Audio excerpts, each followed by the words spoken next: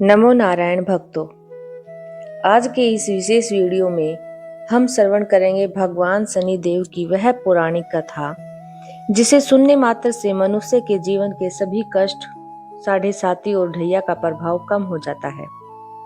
चलिए शुरू करते हैं शनिवार व्रत की पावन कथा।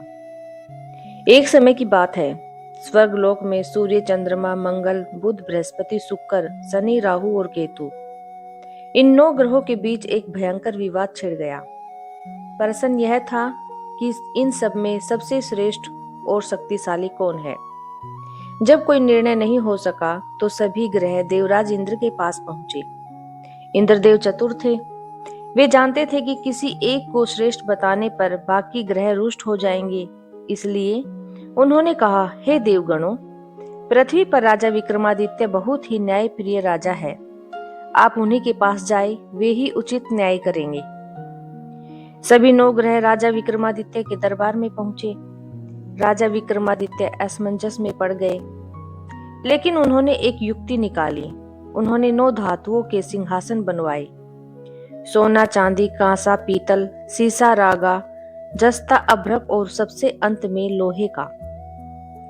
राजा ने कहा, देवगण, आप अपनी इच्छा अनुसार अपने अपने सिंहासन पर विराजमान हो जाएं। जो जिस सिंहासन पर बैठेगा उसी के अनुसार उसका स्थान तय होगा।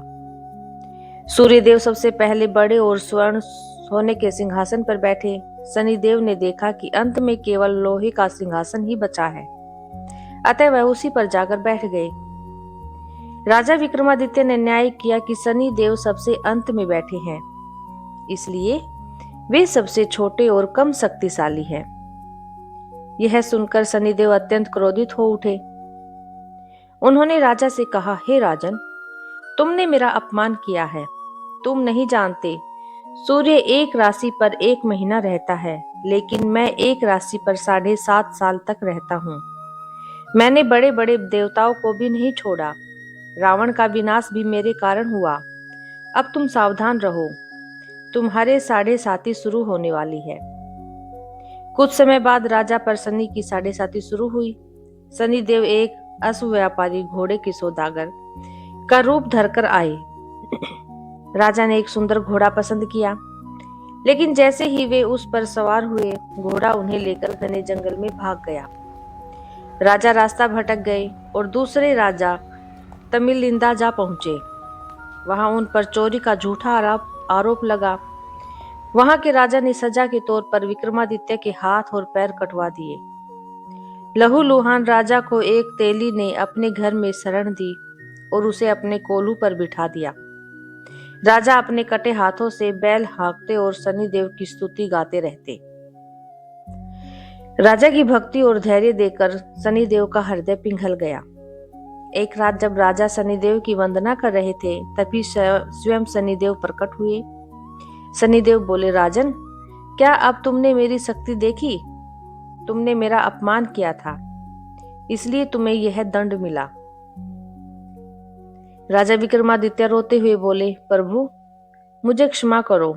आपने मुझे जो कष्ट दिए वे असहनीय थे। मेरी आपसे यही विनती है कि जो दुख आपने मुझे दिए वे किसी और प्राणी को कभी न देना। शनिदेव राजा की इस दयालुता और क्षमा भाव से अत्यंत प्रसन्न हुए। उन्होंने तुरंत राजा के हाथ पैर पहले जैसे कर दिए और उन्हें उनका खोया हुआ राज्य और वैभव वापस लौटा दिया। जो भी मनुष्य शनिवार के दिन इस कथा का श्रवण या पाठ करता है, शनिदेव की उस पर सदा कृपा रहती है। उसके जीवन के सभी संकट कट जाते हैं और सुख समृद्धि का वास होता है। तो बोलिए शनिदेव महाराज की जय।